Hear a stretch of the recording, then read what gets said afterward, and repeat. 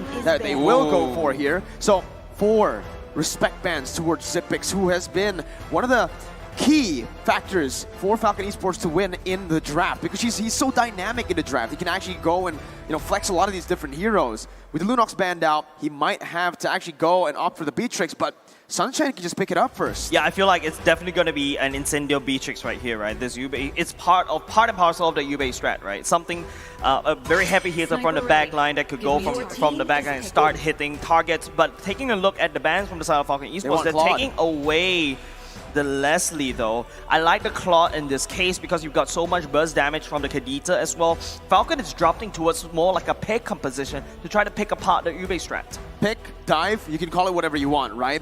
They can pick, but they can also dive. The dive is the win condition that I'm seeing more of Literally here, right? dive, right? With the Kadita. With the Kadita, with the glue as well, just wanting to go to that back line. And Incendio now really needs to make a good choice, right? If they go for the gold lane here, picking up a Beatrix, I think they should just leave the gold lane towards that last pick so that they can try to actually hold off up against a Claude if it ever comes down to it. And now, there you go. They actually go for the roamer first.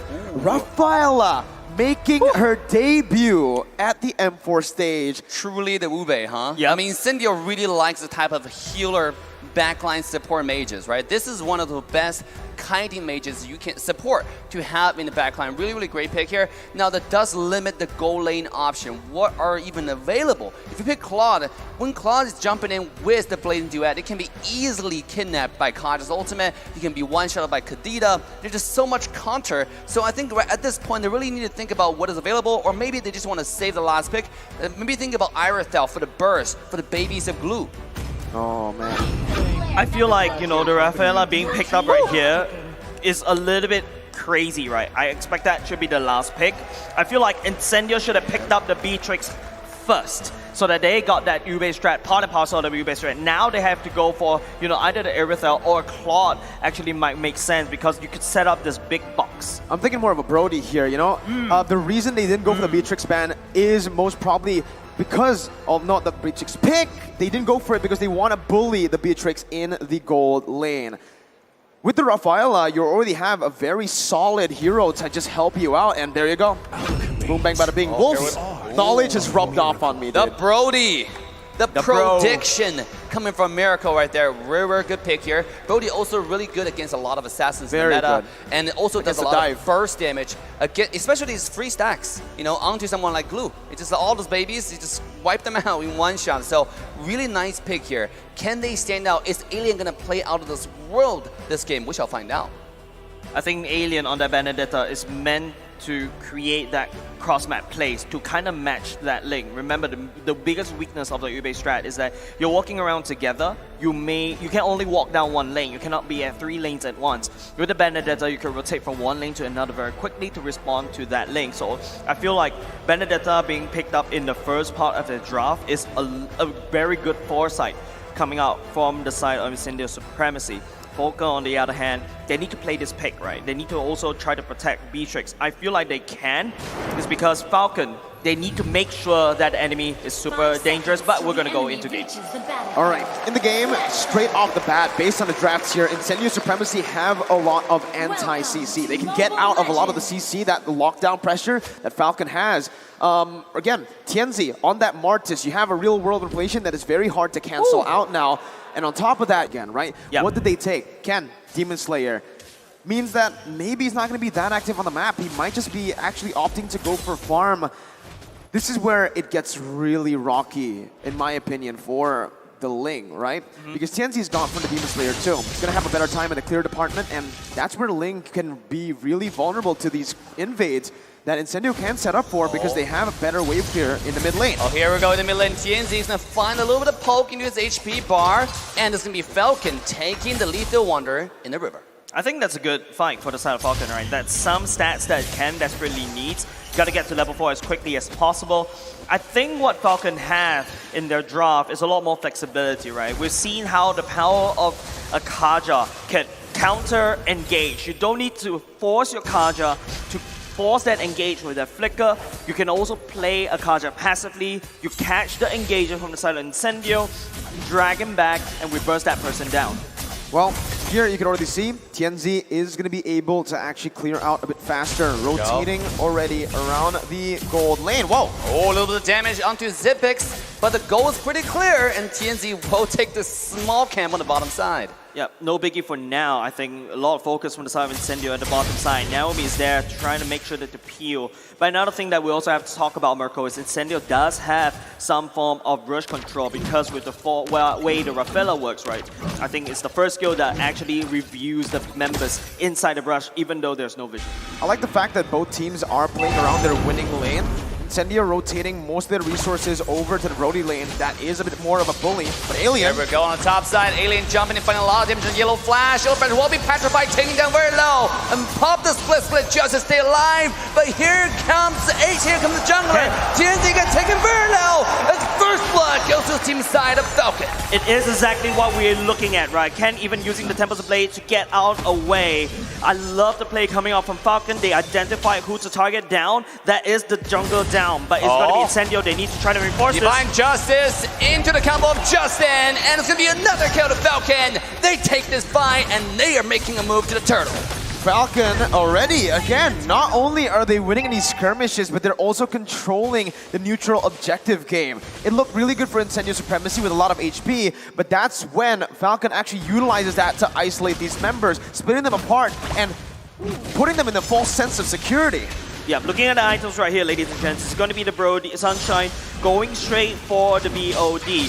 Whereas if you notice, it's going to be, I believe, halfway through. I think there's some confusion for the side of Zepex whether I want to go for the BOD first. But I feel like he needs more, maybe even a Hunter Strike or even Blade of Hephaestus as well to benefit from the render shots.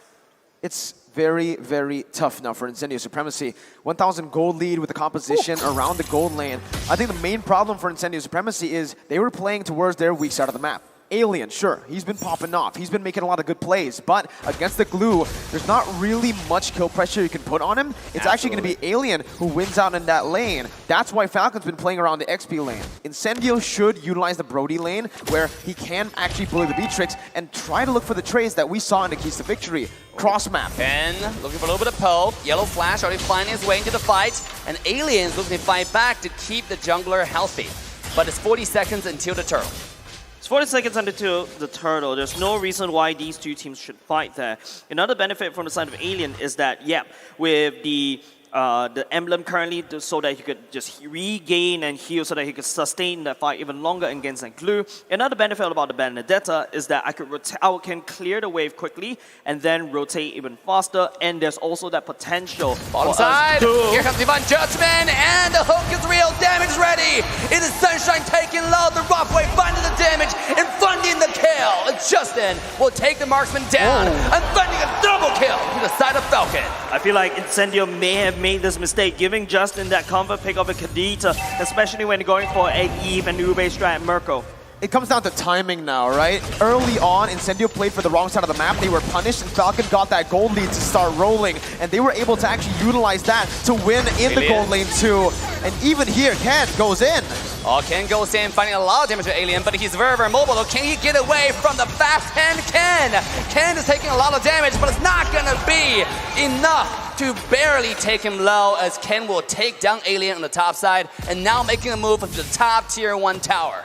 It's very hard now. Naomi's gonna be caught though. Naomi is getting caught, and the decimation comes in as now Incendio looking to fight back. This is a single kill, make it double. TNZ is shredding the HP of the entire Falcon, and now Glue finding his entrance to the team fight, but not able to find much. Will have to retreat for now, taking a lot of damage. Now, do mind you, this guy's very, very tanky though. He's getting beaten up, but it seems like he's okay. It's gonna be okay enough. Not so fast. That's Incendio. One more comeback, and Incendio is fighting back. It's not really fast. I love the fact that Incendio, it's like, you know what? I know I'm behind in gold. I lost 2 turtles, but I'm going to make this coin tosses. I want to try to fight, and then hopefully if Falcon makes a mistake, I will punish them.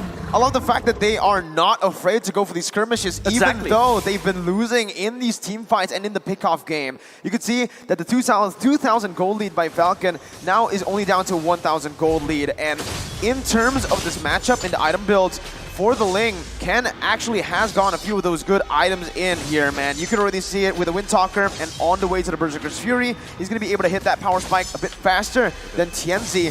And even when it comes down to the Beatrix Brody matchup, Brody not really getting much done in the gold lane. It's Beatrix who has more gold to play with, and if she scales up faster and is able to actually force Sunshine to fall off earlier on, it's going to be very bad for the Brody. Gee, this is actually really interesting, right? Naomi, the top one in total MVPs, win and lose in total throughout M4 series, 8 MVP. I mean, Naomi will be feeling very good about himself. No, he doesn't have to feel good about himself. We all feel good about Naomi. This guy has made a god of himself. Speaking of that, this is Falcon now starting the turtle. Oh, here comes the alien, makes his entrance to the team fight. Divine Judgment immediately issued on the alien, who is able to get away, but Tianzi fun entrance to the backline. Buff wave being issued just to get himself away. Ken is looking for the damage on Tianzi, who's getting away. The heal is absolutely insane. Yellow Flash onto the backline, onto Apex 47. He's a little bit too tanky for the damage off the glue, but now Falcon is retreating back to the turtle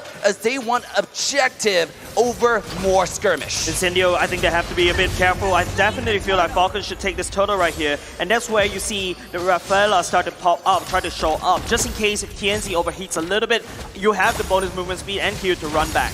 The way Falcon are playing, right, they actually are winning out in these prolonged trades that should be in favor of Incendio Supremacy based on how much damage output they have. But guess what?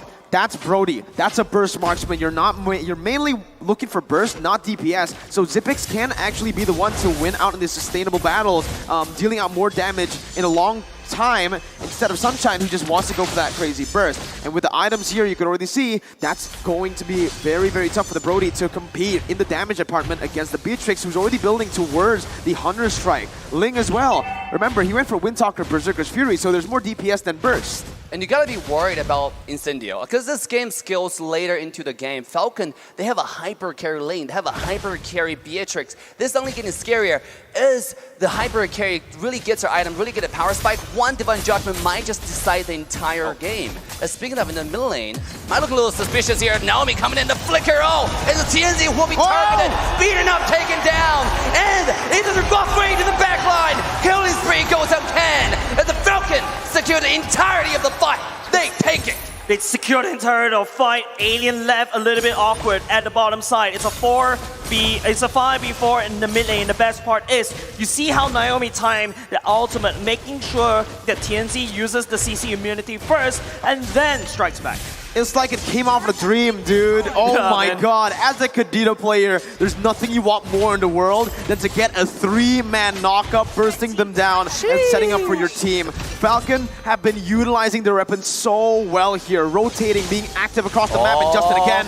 One more my time, goodness. Justin finding the wombo combo on Alien, who beautifully the skill to the dodge. Now Justin in trouble. The railroad manipulation will find him dead in the black and white screen. Incendio fights back, but yet this is still an uphill battle for Incendio, as now Falcon's looking at a really comfortable spot. Speaking of that, Naomi might have himself between a rock and a hard place here, taking a lot of damage. He will be absolutely obliterated. A beautiful combo from Incendio. They fight back, and they're now making the move to the Lord. Respect is the name of the game. Falcon, initially 2k gold lead, down to 1,000. Why? Because they got too comfortable. They started disrespecting Incendio a bit too much, overextending into the enemy territory. And now you're seeing a little bit of the same. Falcon needs to understand that their lead right now and their heroes will actually fall off later on, right? Incendio will have a lot of resources to actually negate a lot of the CC coming in. So Falcon needs to stay disciplined, needs to just go, and they are exactly doing that, committing onto the Lord.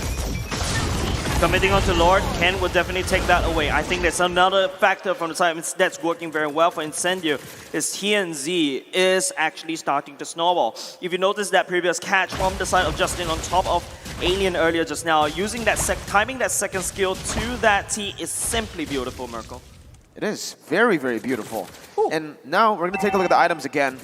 Ken has actually completed Endless Battle 2, so at this point, we said it earlier on, the amount of damage he was doing in these team fights is more DPS. Now with the Endless Battle, the Berserker's Fury working on... Whoa, he's actually going for a BOD here, not penetration, no Malefic Roar, no DHS. He wants to deal more damage on towards the back line, and as you can see, from Rosa, there's no physical defense just yet. He's gonna be melted down if Zipix and Ken can go for it. Or Justin. Speaking of that, here comes Divine Judgment, getting Apex 47 onto the back line. He's able to use the flicker to get himself the way to safety though, but not so fast for Alien, who will be taken out of this planet, taken out of the land of Dawn, as now Falcon knocking on the front door of the side of Incendio. They have one more wave come towards the middle. Here it comes, Yellow Flash, putting those fake damage into the front line, trying to zone everybody away, but beautiful real-world manipulation will make sure the entire Falcon backs away from the high ground towers. That was a very beautiful defense coming off from Incendio. Not only just the fact that they identified the minions is the main problem, even though they're down on one member. Props to Incendio for doing such a wonderful defense. They've snowballed so much, Falcon Esports. Incendio Supremacy, again, yes, it was a good defense, but look at their composition again. The only person who can really take it to the later stage of the game is that Yves. Uh-oh, Justin. Might be spotted here, and sure enough, Rosa with a skill one beautifully spotted Justin into that bush. And this is a hyper awareness. We're talking about Spider-Man level 6th sense right here. Spotting someone into the bush, and that saved Rosa from potential death. Item check again. Beatrix Zipix already completing that Malefic Roar, heading on to either Winter Nature or a DHS at this point. But honestly, from the amount of damage Incendio have been putting up in these team fights, I would much rather see a DHS for the Beatrix. Just deal more damage out. The best offense for me is, well, the best defense for me is offense. So I think he might just be going for that. But on the other side, the Glue, man, he is so tanky. There's no way, there's actually no way for any of the Incendio members to burst him down at this point, right? He has so much physical defense with the Anticuras and the Brute Force breastplate, a lot of movement speed, and he also has Radiant Armor, so the Eve's not really going to be able to shred him down. Yeah. Yeah, and not only just that, right? Take a look at the Lord advantage, right? It's a lot of turrets being taken down. If you notice, it's like 1/4 HP of each turret split all the way out. We're going to a sort of a lull. You mentioned, Merkel, Falcon needs to show some respect over to Incendio. Even though they've got this 8.5k gold lead, they're doing it right now. The Lord will be spawned. That's probably one of the highest Lord advantage that you can get in Time 4, right? Close to 4,000 gold gained by a singular Lord, and that was the entry-level Lord. And here it comes, the enhanced Lord after 12 minutes. And it seemed like Falcon is getting it completely uncontested. This is Incendio holding on to dear life, just protecting the base and hoping to drag until everybody hits their power spike. But can they do that, though, in this game? It's just the fundamentals, right? The reason Falcon was able to take that Lord for free is the wave control that they're actually putting down. Slow pushing the mid lane and even that bottom lane, forcing Incendio to actually step out of the base a little bit, and they're not going to do that. It's not safe at all. If he does step out of that base, there's so many pick potential coming in from Falcon, and they're already zoning right now. Yellow Flash already flashing into the enemy base, the only everybody away from the high ground tower. As the first high ground tower will fall, Ken will style onto the top high ground tower as this tower will be shredded to pieces. Almost taken down, but still standing still, holding up dear life. And that is bottom lane Lord charging into the base as there were no towers standing after this one last swing. The entire side of base for Incendio is shattered around. Ling comes in, finding the damage. Divine Justin will find kill number 1. Ling's going in. This guy's unstoppable. Falcon, they're looking to find the entire base. A beautiful dive, a beautiful rough way will find a kill of Sunshine to the back line. And now there's nothing Alien can do as Land of Dawn has been claimed by Falcon. Ladies and gentlemen, as BJ hit the base, Falcon will take game 1. GG well played over the side of Falcon. They know the Blacklist strategy. They know the Obey strategy. They know the Turkish Delight strategy. They committed that to the memory, and they managed to break that code. 14,000 gold lead at the end of it all, and this is just the Burmese playstyle we were talking about, prioritizing kills and then seeing what's on the board. They've been getting kills. They've been able to force a lot of these fights.